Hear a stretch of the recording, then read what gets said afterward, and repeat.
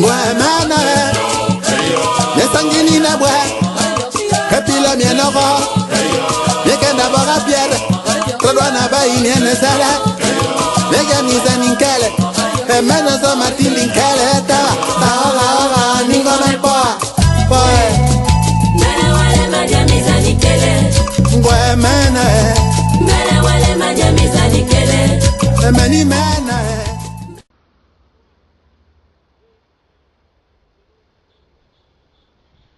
Bonsoir. Ce bonsoir, c'est toute l'équipe de production de votre grand reportage qui vous l'adresse aujourd'hui. Aujourd'hui, parce que nous avons une problématique importante, intéressante, à la une de tous les débats à travers les ménages, les bistrots de notre pays. Il s'agit bien évidemment de ce problème des crimes rituels. Ici, nous sommes donc à la plage qui jouxte le lycée national Léomba et bien évidemment le Koumé Palace intercontinental. Ici, l'on a l'habitude, depuis pratiquement des années, trouver des corps sans vie éparpillés le long de cette plage. Raison pour laquelle nous avons décidé de lancer cette émission ici, avec bien sûr ce bruit des vagues que vous pouvez percevoir en fond sonore, ces vagues qui peuvent bien évidemment contribuer à élucider les auteurs et parfois même les commanditaires de ces crimes rituels. Malheureusement, ces eaux ne pourront jamais parler. Ils ne pourront jamais venir témoigner pour nous dire exactement ce qui se passe ici. TV+, dans cette émission, est venu ici pour essayer de comprendre certaines choses. Aujourd'hui donc, c'est un autre grand reportage qui commence, intitulé bien sûr « Gabon crime rituel, le prix du sang ». Trois affaires en 1985 et 1988 vont bouleverser la société gabonaise, avec l'arrestation de trois auteurs de crimes rituels. D'abord, l'affaire Panzou.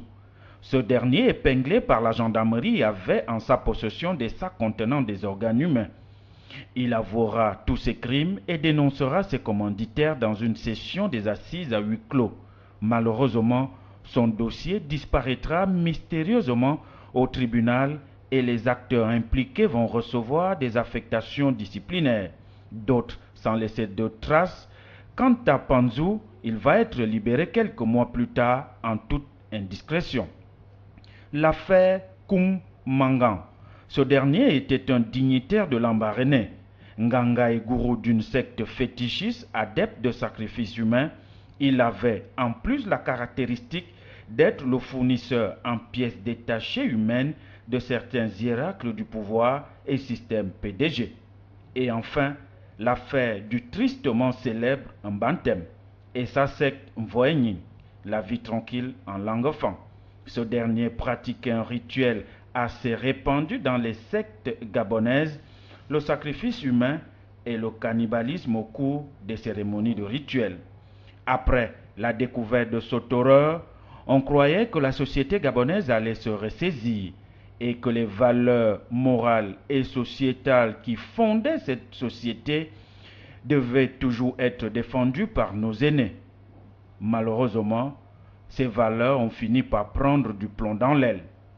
En 2000, l'horreur va continuer avec l'assassinat de Paul Mikembi, fonctionnaire d'État au quartier Alibandais dans le premier arrondissement de la commune de Libreville.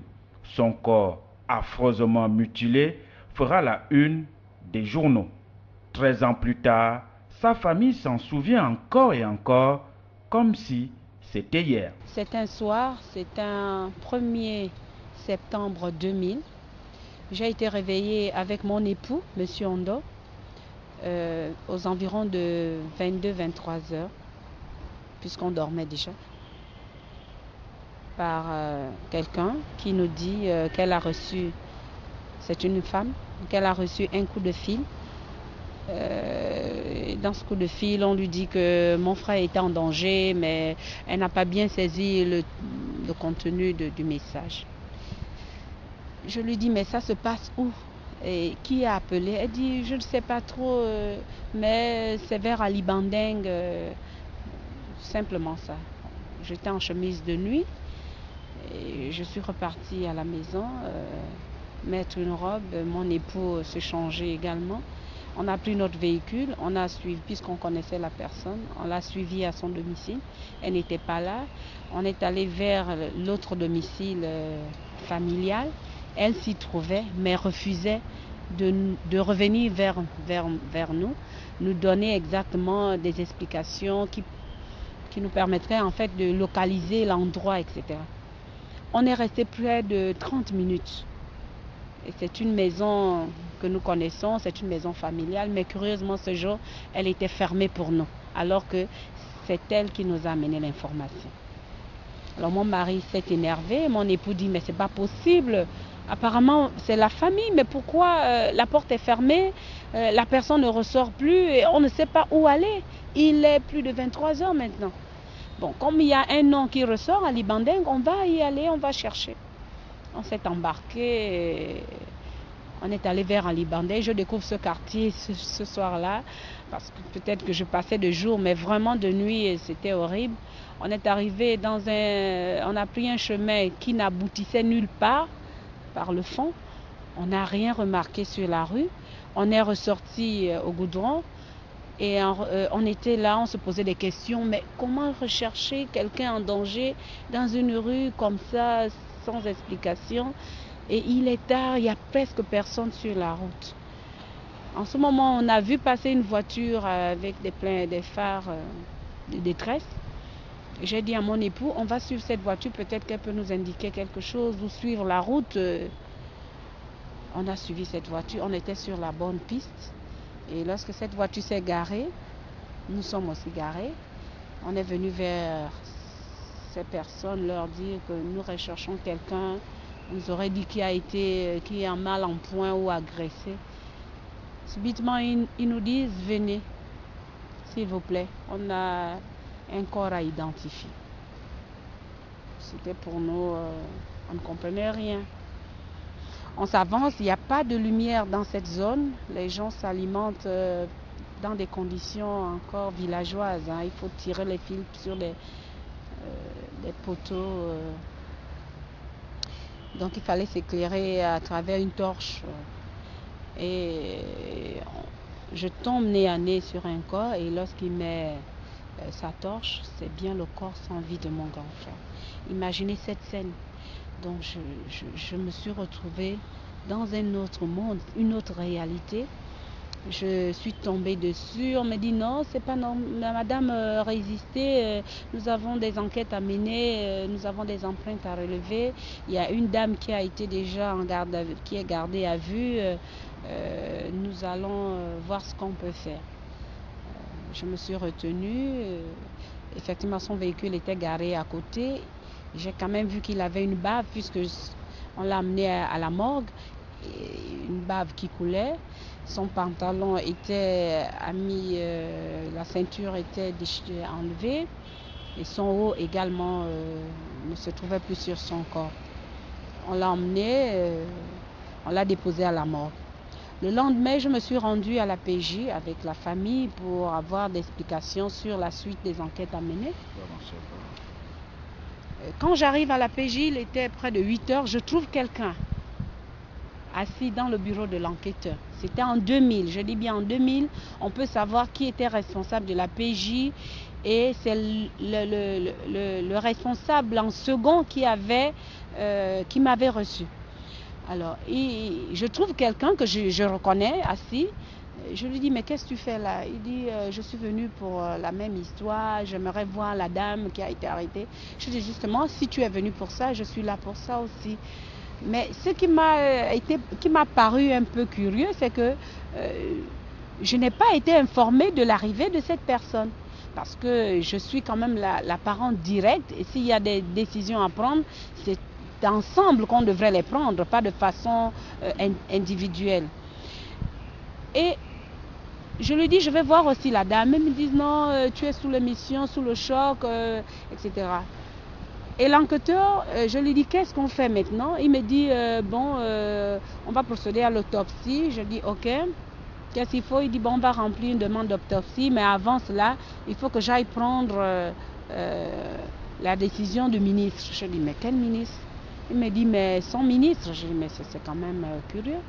Pourquoi? Est-ce qu'on a besoin de sa décision pour que je demande l'autopsie?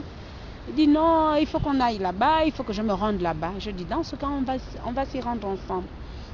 Nous nous sommes rendus et l'entretien qu'ils ont eu était au téléphone et loin de moi. Ça ne s'est pas passé devant moi. Et lorsque l'enquêteur ressort, il me dit, on peut partir. Je dis, mais enfin, vous avez fini? Tu as rencontré le ministre? Il me dit, en ce moment, non, le ministre n'est pas là, ça s'est passé au téléphone. Je dis, mais tu me déplaces de la PJ vers le domicile du ministre pour parler au téléphone, pour dire quoi? Et est-ce que c'est lui qui décide de l'autopsie? Est-ce qu'on a besoin de se déplacer pour avoir cette autorisation? Il me dit, bon, on repart à la PJ. C'est en ce moment qu'on revient à la PJ et il me donne ils me font remplir une décision et j'ai payé. On a attendu 3 jours. Pas de médecin légiste. On n'en trouvait pas. Curieusement, il n'y en avait pas pour faire cette autopsie, qui était une affaire criminelle, classée pour une affaire criminelle. C'était difficile. J'ai dû, moi, me déplacer avec une belle-sœur au domicile du légiste pour lui dire que c'est la famille, depuis 3 jours, on n'arrive pas à mettre la main. Il dit, ah, mais je ne savais pas, c'est vrai que j'ai appris, mais je ne savais pas. C'est en ce moment qu'on a pu quand même obtenir cette autopsie.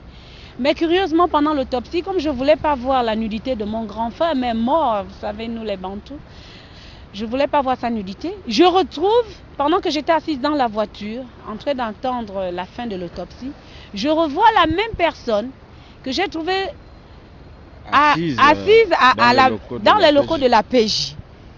Qu'est-ce qu'il est encore revenu faire? Point d'interrogation.